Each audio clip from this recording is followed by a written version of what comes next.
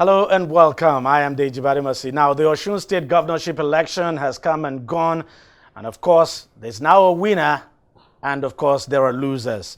Several days after the election, reactions have actually not ceased on the outcome of the election, especially with the defeat of the incumbent governor, Gboyega Oyetola, and the victory of Senator Ademola Adeleke. Although 15 candidates were on the ballot on that election day, but the election was a straight battle between the incumbent Governor Oyetola, who flew the flag of the All Progressives Congress, APC, and Senator Adeleke of the People's Democratic Party. Coincidentally, the two men also went head-to-head in the 2018 governorship election in that state, with Oyetola narrowly winning the race after a second round of election. But this time, the tide turned and the candidate of the People's Democratic Party, Ademola Adeleke, won it with a very comfortable margin. He polled 403,371 votes to defeat Oyetola of the ruling APC, who polled 375,027 votes out of the overall votes in the 30 local government areas of the state. Now, the outcome of the election is no doubt a setback for the APC in the build-up to the general election next year. And for the PDP, it's a huge boost after losing the Ekiti State governorship election in June. The party will surely want to sustain the momentum into next year's election and hope it will help it to do well in that election. Now, on the program today, we would analyze what went down 4 years ago and last weekend and how Adeleke emerged winner of the election this time. But we're going to take a short break now. When we come back, I'll have some guests join me to look at the results of the election very closely. Stay with us, don't go away. Opinions are free, facts are sacred, but truth is universal. How, in practical terms, can we, for instance, de-escalate the tension? President must see himself as the president of the Federal Republic. We know where the enemy is. 3 places. The Lake Chad Basin, the border area between Nigeria and Cameroon, and then the Sambisa Forest. On DEJI360, we give you a complete dose of everything. Opinion, facts, and undiluted truth. I hardly believe what politicians say in this part of the world. A new Nigeria is possible, a future is possible. We delve into the issues, dissect it so that you can understand it, and use it to take action. I don't think there's any need for any governor to look for grant for ranching. DEJI360, dissecting the issues. Welcome back, and if you've just joined us, we're reviewing the governorship election in Osun State, and joining me now on the program to take a closer look at the result of that election, I have Nelson Ekojimi, who was an observer during the election and also a political affairs analyst. Also joining me is Richard Adeyinka, who is the Chief Executive Officer of Data Home Research and Communications Limited, a data research firm now based in Lagos. Gentlemen, thank you very much for coming on the program. Thank you for having me. Let me just quickly start with you, Nelson. Give me your impression of the election. You observed it, you went around the state. Give me your take. Well, thank you very much. The election, like we all witnessed, the INEC personnel arrived very early at polling stations. At about 6:45 to 7 a.m., they were in most of the polling stations. By 8:30 a.m., at least about 85 to 90% of polling stations have started running. And going around the state, in some areas, you saw this huge population of voters at the polling stations as early as the electoral umpire came to the polling station. Turnout was good. The turnout was good, and the security was also top-notch, in which you had heavy motorized patrols as well as roadblocks on major entry and exit points into every local government, as well as the state. And the process was followed. The beavers machine worked perfectly well. We had some negligible cases in some polling stations where some person's finger could not be authenticated and their face could not be captured. And once the beavers was unable to do that, you were automatically, disenfranchised. But nothing much. But Anyway. nothing much. But majorly, the weather was very clement. In the midnight of that Saturday, about 2 a.m., it drizzled. But when it was getting to 7 a.m., the weather was about 6 a.m., the weather became very clear. The election came, and, the process was followed. The people came out and, to exercise their franchise. So to a large extent, the election was free, fair. Free and fair, absolutely. And transparent. Richard, before I come to you, I want us to take a look at this data. The outcome of this election, you look at the results scored by both candidates. Now, Ademola Adeleke polling 403,371 votes to 375,027 votes for Adeleke. You compare that to the result of 2018. I mean, you look at this figure now, it's just you add the two figures. Oyetola, of course, in 2018 narrowly won it, 255,505 to 255,023, just slightly over 40 or 400 and something votes. But then look at the turnout here. What do you think was responsible for this huge turnout? Because it's a clear difference. You have a difference of about 300,000 or so, or 200,000 plus. Even though this is not too fantastic, but then, I mean, when you compare that now to the number of registered voters and those who were eligible to vote, but the turnout was good. Yeah, I think there are many first-time voters. So mobilization, education from INEC and from political party themselves was top-notch. And then the candidates themselves, it looks like the stake was high in the states because of what has happened before the election. So you see that many people came out to vote this time, collected PVC early. As you can see, before the election, there was noise about registration, collection of PVC and all that, and that increased voter turnout. So INEC did a wonderful job, and voters themselves, we can say, it's not too fantastic like you said, but the outcome was way better than what we had in 2018. So first-time voters were responsible. INEC did perfect job for mobilization, education. Political party themselves raised the stake. The candidate themselves, it became, what happened in 2018, there wasn't really too much between the two candidates. So going into this election, the two candidates, the major candidates now, they were really up for it.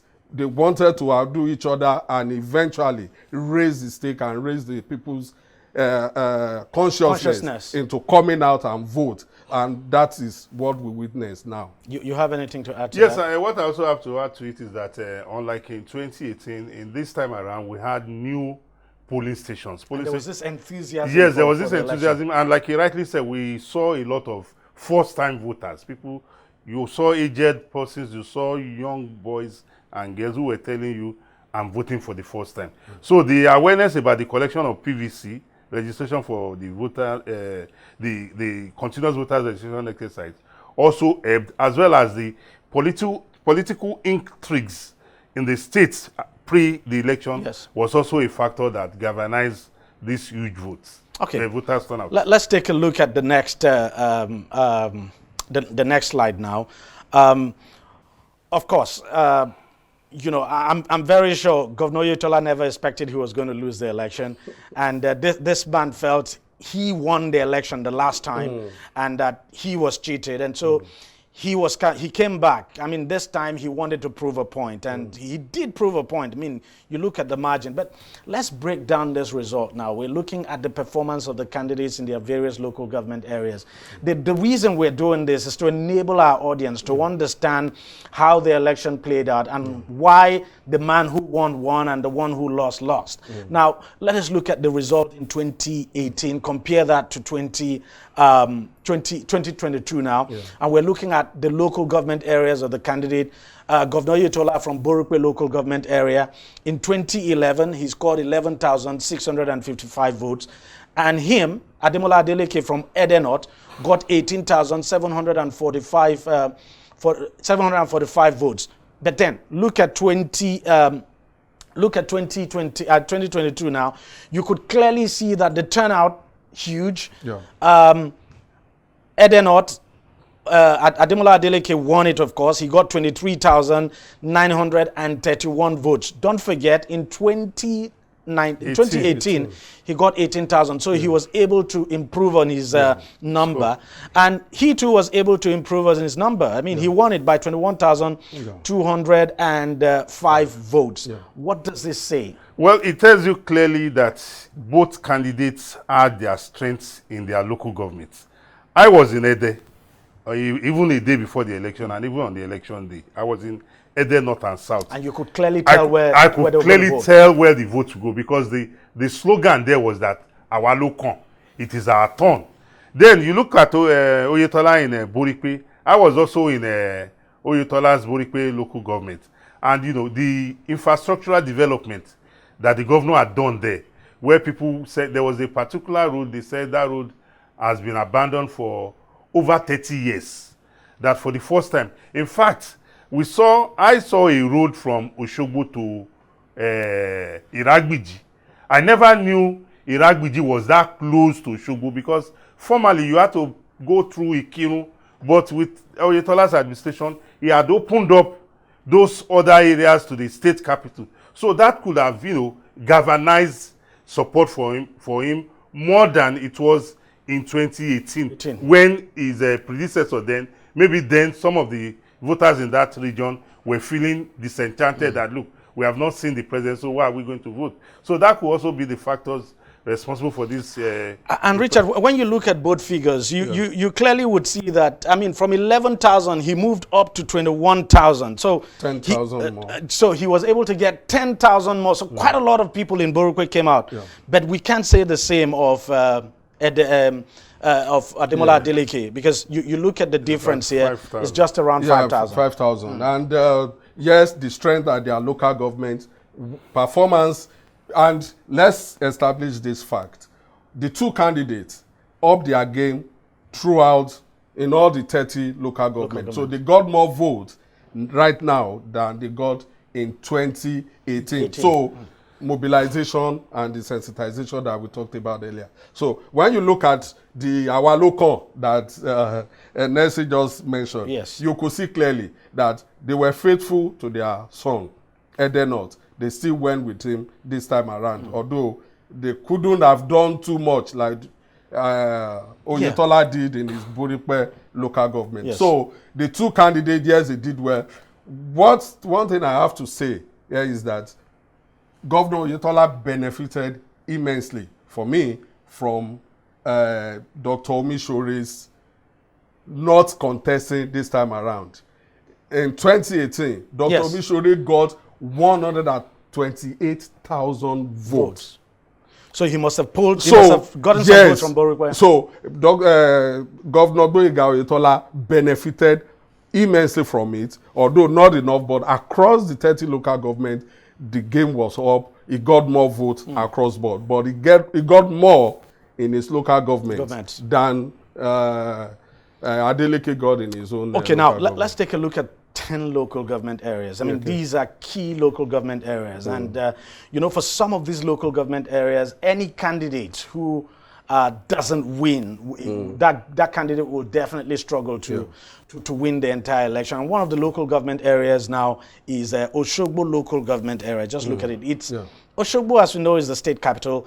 It's a melting pot. And turnout there, of course, you would expect would be very massive. In 2018, he won Oshogbo, the APC, getting 23,379 votes to the PDP's 14,199. But then you turn it around this time, you know, there's a flip. Yes. What could have happened? Because the APC man now lost, as a matter of fact, he lost some votes. In 2018, he got 23,000 plus. This time, he was only able to get 22,000, losing some votes, and this man gaining over 15,000 votes. Yes, over 15,000 in Oshogbo. I think the infighting between the incumbent governor and the predecessor, that's Governor Ralph Aregbesola, played a key role, because in the last three cycles of elections, the APC, ACN had won Oshogbo convincingly. So you can adduce that some of the supporters of the predecessor of Governor Oyetola, that's Governor Alfare Egbeshola, must have worked for the opposition this time around, you know, and that must have made him to upturn the electoral victory that they have had 3 times in the past. So the infighting within the party is a big contributing factor. And also, don't forget, Osogbo is one place where the grassroots mobilization of ex-governor Alfare Egbeshola is very, very strong. The support the ex-governor has always gotten from Osogbo, I think, is also one of the major factors why. What do you think could also explain this? On a bigger picture, Yes.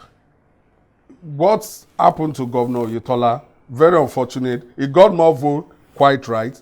But the second election in 2022, majority of the local government he won in 2018, he lost them in 2022. Yes, and a good example would be Olorunda local Olorunda. government. He won Olorunda, Yes. 16,000 plus to 9,000 plus. So, but look at what it is now. Yes. This man got 21,000. The PDP candidate Yes. got 21,000 to Oyetola's 18,000. And look at Ejigbo as well. That is it. Ejigbo, he won by 14,779 in 2018. And Now, this time he lost it. He by lost 4,000. it. Yes. By 4,000. This man getting 18,065. Yes. So if we say, yes, Governor Oyetola performed, you know, we have many factors. Some people said he has increased the IGR of the state, he did this and that. Perhaps the number one, the lingering crisis within the party is conflict. So can we say, looking at this picture now, Yes. that you can clearly begin to see that, look, the crisis within his party played a very... really played against him very much. His inability to solve that problem, to make peace with a gang within the party, as a camp within the party, really weakened his chances. If you look at it, the first one, he did well, except 3 local governments. Irewole, Yes. that he Irewole. won, Ishokan. Yes. He didn't win it, yes. He didn't win it in 2018. He lost Irewole Yes. in 2018, but and he won now won it, yes. because of the deputy. The deputy is from Ikire in Irewole. So okay. that played a factor. Ishokan, which is closer Yes. to Irewole. Unfortunately, we don't have Ishokan Yes, there. he lost there in 2018. He won won. there. So apart from 3 local governments, majority of the local government he won in 2018, he lost them this time around. Partly because of mobilization. And don't let us forget, Adeleke family, that name carries weight. They've been winning election since 1978. So they have records. In fact, that's the George Bush of Nigerian politics or Southwest politics, you know, where fathers, sons, senators, and governors. So that name is heavyweight. That played out in 2018. Because if you look at it, no much difference between the 2 candidates in 2018, just by less than 500 votes after a rerun that Governor Oyetola was declared winner. So they were starting on a plain field. So Governor Oyetola should have known that there wasn't really much difference between the 2 in the last election. So this time around, he had to prepare. He needed to prepare. Whatever happened, he needed to make peace within his own party in order to retain power for the party. But unfortunately, he couldn't do so. And that's really... Nelson, let's quickly look at 2 results, Iwo and Ife Central. Ife, of course, if you have Ife Central, I think there are about 2 local governments in Ife. 3. Or 3. Ife South, Ife North, Ife Central. But one man who is key in Ife, of course, is Omishore. And you look at... In the world, we have Moshood Adeoti. They call him Shehu. So you look at the result in 2018. Look at that of Iwo. Oyetola, of course, won it, but I would say narrowly, getting just 7,000. He didn't win it in 2018. Don't forget that in 2018 there was a Moshood Adeoti. Adeoti was the candidate of the ADC. They both lost they lost, but yes. You're right. You're right. Adeoti actually won it. But I'm saying he beat him. Had more votes. He had more votes. Yes. But this time, look at it. Split. Yes, what has caused that split now this time around is that, you know, Adeoti is the opposing camp within the party's candidate that lost to Oyetola in the primaries of the party. Oh, I see. So the news out there was that the opposing camp within the party worked for the opposition, and that is responsible for the victory that the opposition party got. The opposition didn't actually win it, but then they came very close. Yes, they came close. Yes, I mean, but for him to have polled 16,000 votes, yes, that's massive. If the supporters of, don't forget that even because of the crisis, some supporters could still be having that loyalty to the party to say, instead of me voting against the party, I'd rather stay away. Yeah. But there are some that would listen to what the other camp has said, go and vote anybody, and they could have gone ahead to vote for the opposition candidate who carried the day, like who even lost in 2022. Yeah. But looking at Ife, one was surprised that we expected the weight of Omishore to have been greater than the difference. The difference of 4,000. Yes. Omishore's factor didn't make any more difference. The factor of Omishore. Yes, but Aregbesola could have. Don't forget that he has some supporters in that local government, so that would have played out and reduced the effect that Omishore will have. Yeah. Also, this I think Iwo, for instance, if you look at all the local government, even across board, that Governor Oyetola won, apart from his own local government that he got massive votes, he barely won them. The gap wasn't really much. Nothing much. He really didn't get, assuming he could perform like he did in his own local government with wide margin, 10,000 here, 10,000 there, that could have given him victory. Maybe there was no fighting within the party. If they had gone to the battle as I say yes. Because I mean, you look at the outcome of the Iwo, I mean, the difference is less than 1,000. Less than 1,000. If you look at across the 30 local governments, Governor Oyetola barely won it, apart from his local government, and that reduces his chances. Yeah, no doubt at all. But we also cannot deny the fact that Ademola Adeleke too is a very popular candidate. Very popular. Heavyweight. In as much as I agree that he was a popular candidate, I also believe strongly that the major factor that undermined Governor Oyetola was the infighting within the party. Yes. You cannot rule that out. Okay, let's look at how they performed in their senatorial district. In 2018, APC in Osun West got 80,020 votes. The PDP won Osun West. The PDP still won it this time, increasing their margin now, 144,000 to 100. Osun West is where Adeleke comes from. Osun Central is where Oyetola, yes, exactly. They won it. Not much of a difference in 2018, but this time, not much of a difference as well. And as a matter of fact, he lost it. The PDP won Osun Central. Osun Central. That is it. The PDP won Osun Central. The only one is local governments out of the 10, convincingly. In 2018 and 2019. The rest, he won here and lost there, he won here and lost there. And the moment you lose your senatorial district, no one needs to tell you that, look, this election is off your hand. Yes. That there's just no way you can win it. Now look at the only senatorial district he won, Osun East, but look at the margin of victory, less than 1,000. Less than 1,000. Less than 1,000. So 121,873 votes to the PDP's. No, 1,800. About 1,800. Yeah, but then the margin is just not too. Yes. So it really, and for me, what happened in 2018 was a signal. How they could not see it and work to mitigate against it it beats my imagination.